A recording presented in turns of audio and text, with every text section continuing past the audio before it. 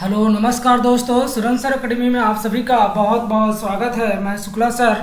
आज आप लोगों से हम डिस्कशन करेंगे दिन भर में जो बनी हुई महत्वपूर्ण खबरें हैं। चलिए स्टार्ट करते हैं। आप सभी लोग एक दूसरे को शेयर कर दीजिए और जुड़ जाइए, ठीक है ना। चलिए देखते हैं पहला क्वेश्चन आप लोगों का क्या बना हुआ है। किस देश ने सिक्कों को जारी करके अपनी 150वीं जयंती पर महात्मा गांधी के सम्मान की योजना बनाई। मतलब महात्मा गांधी की जो 150वीं नंबर की जयंती है उस पे ऐसा कौन सा देश है जो क्या करेगा, फोटो लगाएगा भी। ऐसा कोई करने वाला पहला देश होगा विदेशी। आप सभी लोग जानते हैं, ऑप्शन दिया गया है स्पेन, यूनाइटेड किंगडम, जर्मनी, दक्षिण अफ्रीका। तो इसका आंसर क्या होगा? यूनाइटेड किंगडम यानी यूके जिसे हम लोग बोलते हैं। अब यूनाइटेड किंगडम की जो रॉयल मिंट है महात्मा गांधी को चित्रित करने वाला सिक्के जारी करने वाले काम कर रहा है। कुछ प्रमुख पर्यायों द्वारा आलोचना भी की गई, लेकिन इसे क्या किया जा रहा है, ब्रिटिश शासन के द्वारा जारी किया जा रहा है। ऐसा पहली बार होगा कि किसी विदेशी का चेहरा लगाया जाएगा, ठीक है ना। ये चीज़ें आप याद रखिएगा, ठीक है ना। अब इसके पीछे कारण क्या है कि जो महात्मा गांधी का अंग्रेजों के बीच क्या रहा, संघर्ष रहा, वो बहुत महत्वपूर्ण बातें याद रखता है, ठीक है।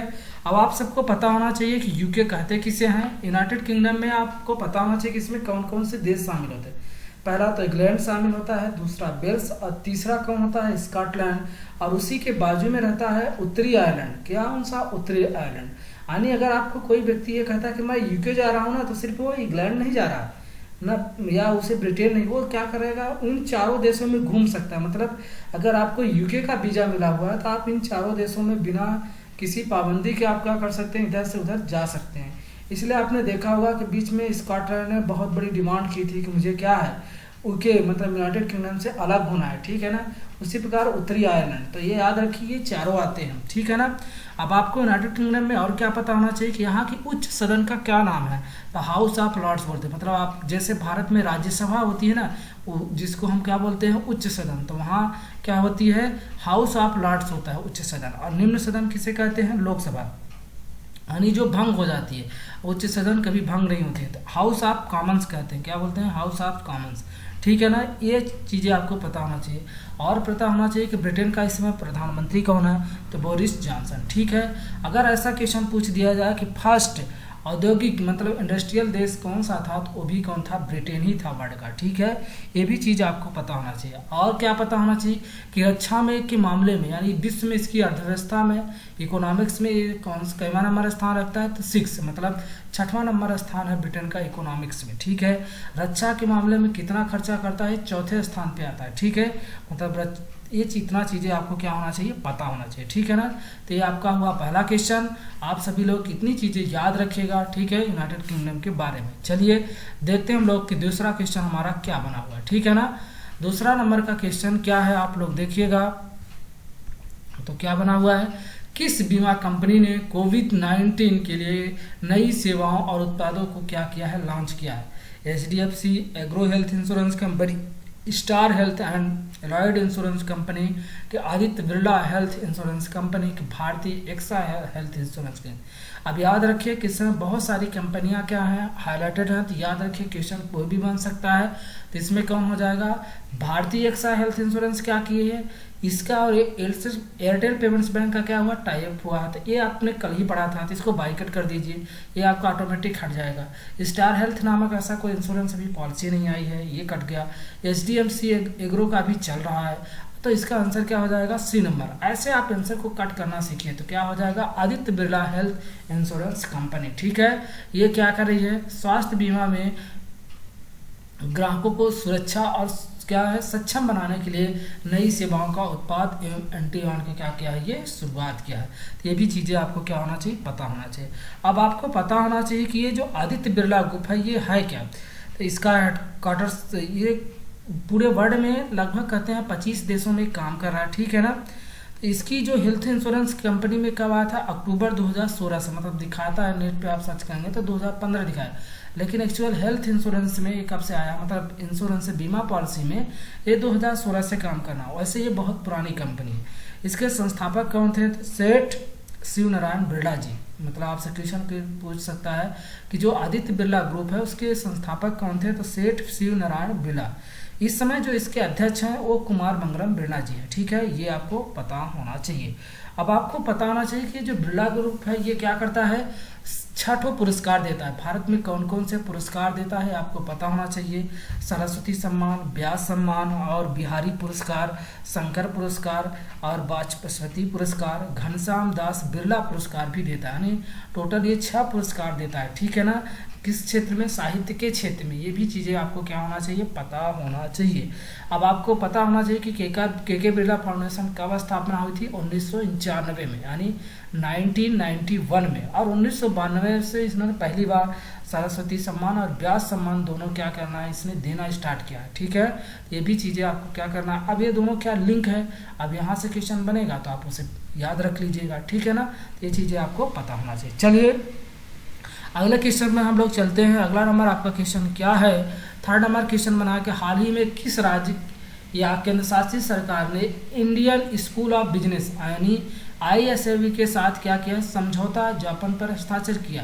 यानी क्या किया, MOU, समझौता ज्ञापन। जब भी यह चीज़ आती है उसका मतलब होता है MOU किया। MOU का मतलब क्या होता है, मेमोरेंडम ऑफ अंडरस्टैंडिंग। ठीक है ना, अभी एग्रीमेंट नहीं हुआ, अभी क्या हुआ, मेमोरेंडम हुआ। मतलब कि एक, जिससे हम लोग कहते हैं ना कि एक अगर रजिस्ट्री करने जाते हैं तो रजिस्ट्री से पहले प्लाट की क्या करते हैं, उसकी कुछ वैल्यू दे दे के हम उसके अपने नाम पे वो कराते हैं। तो ठीक है ना, तो उसी प्रकार से MOU होता है। पहले एग्रीमेंट नहीं हुआ, अभी उनका पूरी तरह से नहीं हुआ, अभी क्या हुआ है, जापान से सोचा गया कि अभी समझौता हुआ है। ठीक है ना, ये चीज़ें आपको पता है। तो ऑप्शन क्या दिया है, आंध्र प्रदेश, बिहार, पश्चिम बंगाल, तेलंगाना। तो इसका आंसर क्या हो जाएगा, आंध्र प्रदेश। आंध्र प्रदेश सरकार जो है आर्थिक विकास बोर्ड के माध्यम से आभासी तरीके से क्या किया है, MOU किया है। MOU का हम फुल फॉर्म बता दिए, जिसमें क्या है, ये स्कूल कहाँ है, हैदराबाद स्थित इंडियन स्कूल ऑफ बिजनेस के साथ विभिन्न आर्थिक विभागों में क्या किया जाएगा, काम किया जाएगा। ठीक है ना, जिससे क्या हो, साक्ष्य आधारित नीतिगत निर्णयों को चलाने के लिए GOP ISAB पॉलिसी लैब नामक एक प्रयोगशाला भी स्थापित की गई है। ठीक है, अब आंध्र प्रदेश के बारे में आप सभी को पता ही है, बहुत ज़्यादा इस समय न्यूज में हाईलाइटेड है। तो आंध्र प्रदेश के समय CM कौन है, जगनमोहन रेड्डी, और यहाँ के गवर्नर कौन है, विश्वभूषण हरिश्चंद्र। ये आपको हम पढ़ा चुके हैं। विधानसभा सीटें कितनी हैं, 175, और लोकसभा कितनी है, 25। ये भी मैंने एक दिन बताया था आपको। राज्यसभा सीटें कितनी हैं, 11। ठीक है, ये भी चीज़ आपको याद रखिएगा। अब उस दिन हमने आपको एक चीज़ और बताया था कि आंध्र प्रदेश में अभी 3 राजधानियां बनने वाली। कौन कौन सी, आपसे क्वेश्चन पूछ देगा कि व्यापारिक, यहाँ व्यापारिक की कौन सी एग्जीक्यूटिव जिसे बोलते हैं, तो कौन सी हो जाएगी, विशाखापट्टनम। ठीक है, जब आपको लेजिस्लेटिव की बात करेगी, कुरनूल। ठीक है ना, याद रखिएगा, जहाँ से विधि कानून बनेगा। ठीक है, और अमरावती कैसी होगी, अदालती राजधानी होगी। ठीक है ना, ये भी चीज़ें आपको क्या होना चाहिए, याद होना चाहिए। ठीक है, अगले क्वेश्चन पे हम लोग चलते हैं। 4था नंबर क्वेश्चन आपका क्या बना है, केरल के शोधकर्ता धनेश भास्कर के बाद किस प्रजाति का नाम कार्लोस भास्कर है, तेंदुआ का, टहनी हापर का, हाउस क्रिकेट का, कि कोचीन का। तो इसका आंसर क्या होगा, टहनी हापर। ठीक है, 116 साल की अवधि के बाद टहनी हापर की पहली नई प्रजाति जीन्स कार्लोस सासर को क्या किया गया, क्रोशियाई और जर्मन शोधकर्ताओं के द्वारा श्रीलंका के सिंह राजा जो वारसावन थे, उन्होंने क्या किया था, इसको खोजा था। तभी ये जो भास्करी है, कौन से, कांडोनोटस भास्करी का नाम धनेश भास्कर के नाम पे, जो केरल की कौन सी, केरल की फॉरेस्ट रिसर्च इंस्टीट्यूट है KFRI, उसने क्या किया, इस युवा संरक्षण जीवजानी और जो टिड्डी होती है ना, अभी टिड्डी हाईलाइटेड थी, उनके नाम पे ये रखा हुआ है। ठीक है ना, तो ये भी चीज़ आपको पता होना चाहिए। केरल के CM का नाम आपको पता होना चाहिए, क्या है, पिनराई विजयन। ठीक है ना, यहाँ के गवर्नर कौन है, मोहम्मद आरिफ खान। ठीक है, ये भी आपको पता होना चाहिए। केरल में विधानसभा सीटें कितनी हैं, 140। लोकसभा सीटें कितनी है, 20। राज्यसभा सीटें कितनी है, 9। ठीक है, इतना चीज़ें आपको केरल के बारे में पता होना चाहिए। केरल की राजधानी क्या है, तिरुवनंतपुरम। ठीक है, ये चीज़ें आप याद रखिए। केरल में ही आप सभी जानते हैं पेरियार क्या है, नेशनल पार्क है। ठीक है, जो पेरियार नदी बहती है, ये भी आपको पता होना चाहिए। अभी यहाँ पे हमेशा क्या है, डैम बना हुआ है, तो जिससे क्या है, वहाँ क्या है, बाढ़ आता रहता है। ठीक है ना, चलिए याद रखिएगा। चलिए अगले क्वेश्चन पे हम लोग चलते हैं। 5वां नंबर आपका क्वेश्चन क्या बना हुआ है कि मीडिया कंपनियों द्वारा प्रदान की गई समाचार सामग्री के भुगतान के लिए फेसबुक और गूगल की आवश्यकताओं वाले विश्व के पहले देश का पता लगाया है। वो पहला देश कौन है, वियतनाम है, ऑस्ट्रेलिया है, जापान है कि चीन है। अब रॉयल्टी शैली प्रणाली के तहत मीडिया कंपनियों द्वारा प्रदान की जाने वाली समाचार सामग्री के लिए फेसबुक और गूगल दोनों के भुगतान पूछने वाला पहला देश कौन सा रहेगा? ऑस्ट्रेलिया। अब आप समझिए कि चीज होती क्या है। देखिए, गूगल और फेसबुक जो है दोनों कंपनी ऐसी हैं कि दोनों के बीच बहुत कंपटीशन रहता है। किस लिए? ये दोनों कंपनियां जो पैसा कमाती हैं मार्केटिंग के थ्रू कमाती है, मतलब जितना ज़्यादा इनका क्या होता है एडवर्टाइजमेंट होता है उसके थ्रू ये पैसा कमाती है। लेकिन अभी आपने देखा होगा कि गूगल और फेसबुक दोनों ने भारत में क्या किया है, एक वो किया है, मतलब इसमें इन्वेस्टमेंट किया है। तो अब दोनों कंपनियों को क्या किया गया, अलग डिस्ट्रीब्यूट किया कि एक क्या रहेगी, एक एडवर्टाइजमेंट में रहेगी तो एक कहीं भारत में दूसरी जगह पैसा इन्वेस्ट करे। उससे क्या होगा कि जो इन दोनों के बीच खींचातानी रहती है, कंपटीशन रहेगा, वो थोड़ा सा कम देखने को मिलेगा। ठीक है।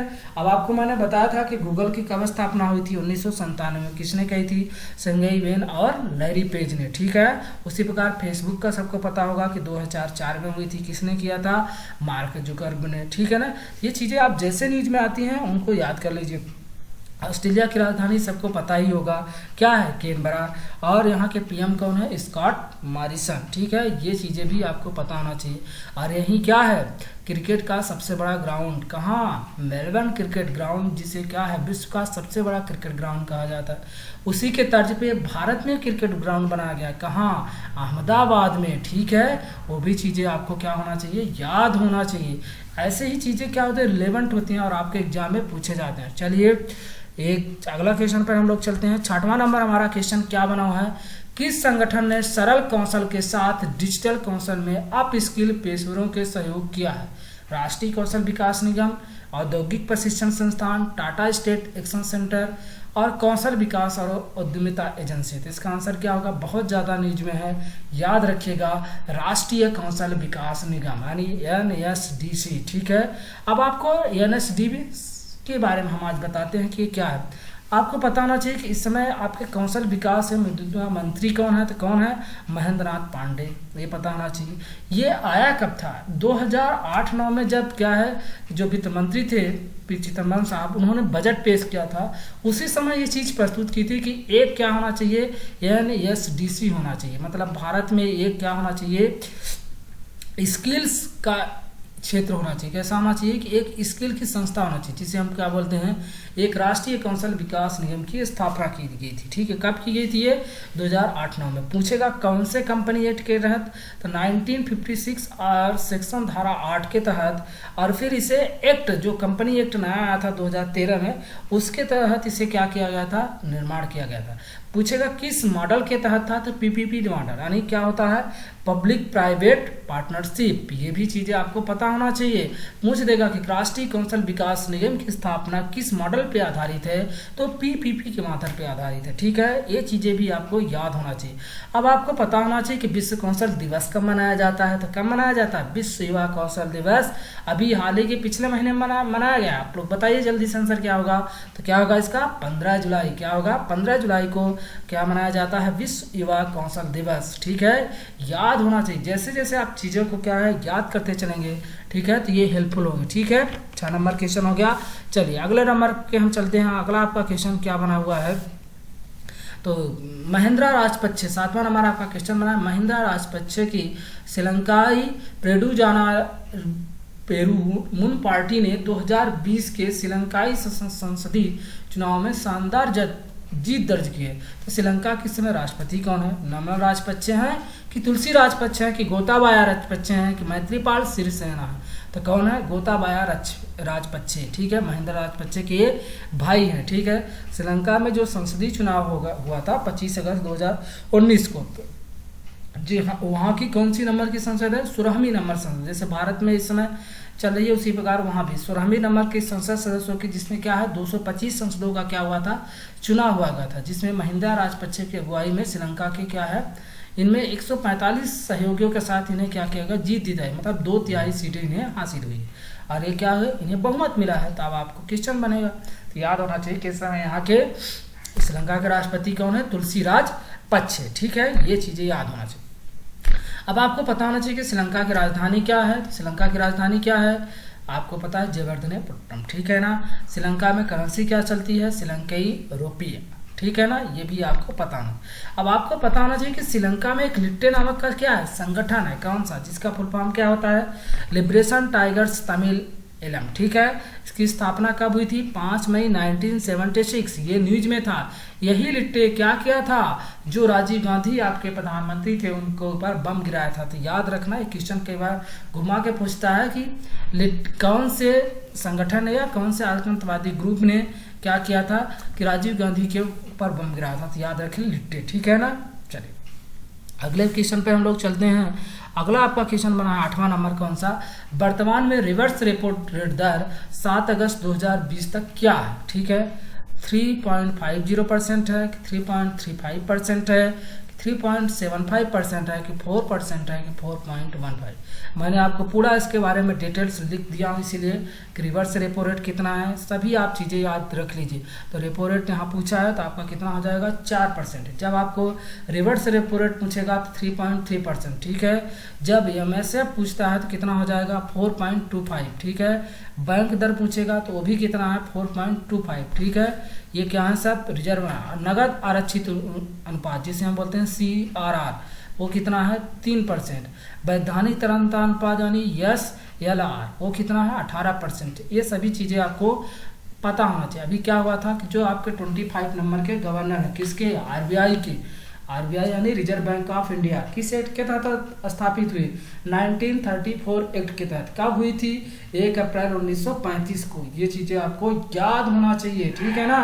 तो इसकी तहत स्थापना के तहत क्या है कि अभी निर्णय लिया है, किसकी अध्यक्षता में, शक्तिकांत दास, जो क्या है इसके गवर्नर है, ठीक है ना, किसके, RBI के। तो उनकी अध्यक्षता में भी बैठक हुई थी 4 से 6 अगस्त में। तो ये रेट क्या किए गए हैं, निर्धारित किए। RBI का हेडक्वार्टर कहाँ है, मुंबई में। तो ये सभी चीज़ें आपको क्या करना है, याद करना है। रोज रिवीजन मारते चलिए और आपको ये चीज़ें सभी याद हो जाएंगे, ठीक है ना। ठीक, चलिए 9th नंबर आप लोग क्वेश्चन देखिए। आपका 9 नंबर क्वेश्चन क्या बना है, हाल ही में पहली बार असम राइफल्स महिला विंग की तैनाती क्या हो। ये भी क्वेश्चन बनाया, ठीक है। याद रखिए, नागालैंड में हुआ है कि लद्दाख में हुआ है कि छत्तीसगढ़ में हुआ कि कश्मीर में। तो इसका आंसर क्या हो जाएगा, कश्मीर में किया गया, ठीक है। अब आपको पता होना चाहिए कि असम के बारे में, तो पहले असम के बारे में जान लीजिए। असम के सीएम कौन है, सर्बानंद सोनोवाल। यहाँ के गवर्नर कौन है, जगदीश मुखी। असम में विधानसभा सीटें कितनी हैं, 126। लोकसभा कितनी है, 16। राज्यसभा कितनी है, 7। असम राइफल्स क्या है, इसके बारे में पता होना चाहिए।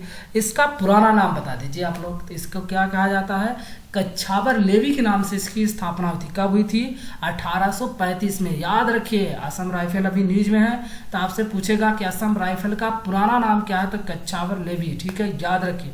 कब हुई थी इसकी स्थापना, 1835 में, 46 बैठक। इसे पूर्वोत्तर की क्या कहा जाता है, पहरी कहा जाता है, ठीक है, याद रखिए। ये कहा जाता है कि सबसे पुराना पुलिस बल है, ठीक है। तो ये भी आपको चीज़ें याद होना चाहिए, ठीक है। असम राइफल्स के बारे में इसे किस नाम से जाना जाता है, कछार लेवी, ठीक है। कश्मीर के सीमा के पास क्या किया जाएगा, ये सुरक्षा का। ऐसा पहली बार होगा कि जब महिला जवानों की क्या होगी, वहाँ तैनाती होगी। कश्मीर के बारे में सबको पता ही होगा। अभी यहाँ के कौन उपराज्यपाल बने हैं, याद कर लीजिए, मनोज सिन्हा, ठीक है ना। ये चीज़ें आपको याद होने जाना चाहिए। चलिए आपको अगला क्वेश्चन पे ले चलते हैं। 10वां नंबर आपका क्वेश्चन क्या है और अंतिम क्वेश्चन। फिर इसके बाद आपको मैंने बोला था स्टैटिक जीके देंगे, तो उसके बारे में भी याद रखिए। HDFC के नए CEO के रूप में किन्हें नियुक्त किया है। ये थोड़ी पुरानी न्यूज है जो छूट गई थी, तो उसको आज करा दे रहे हैं आपको, याद रखिएगा।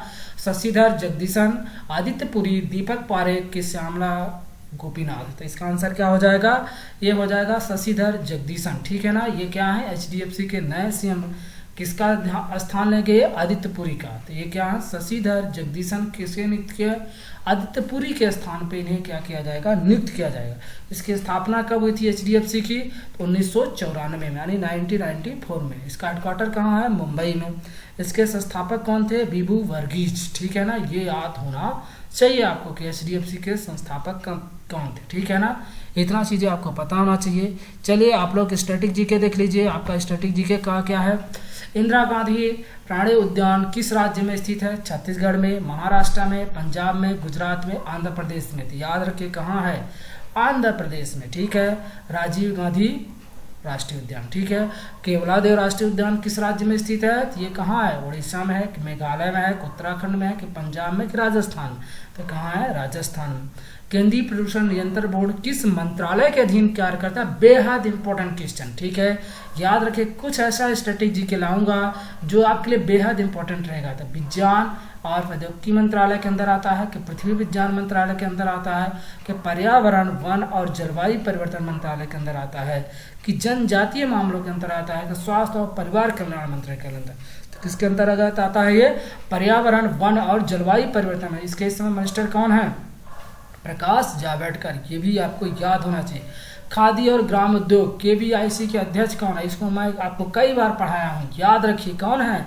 विनय कुमार सक्सेना। अजय त्यागी आपको सबको पता है, सेबी के। ठीक है, तो ये जैसे जैसे जो न्यूज में रहते हैं उनको आपको क्या याद रखना है। ठीक है, ऐसे ही आप हमारे साथ डेली जुड़े रहिए। आप लोगों का बहुत बहुत धन्यवाद, थैंक यू। ठीक है।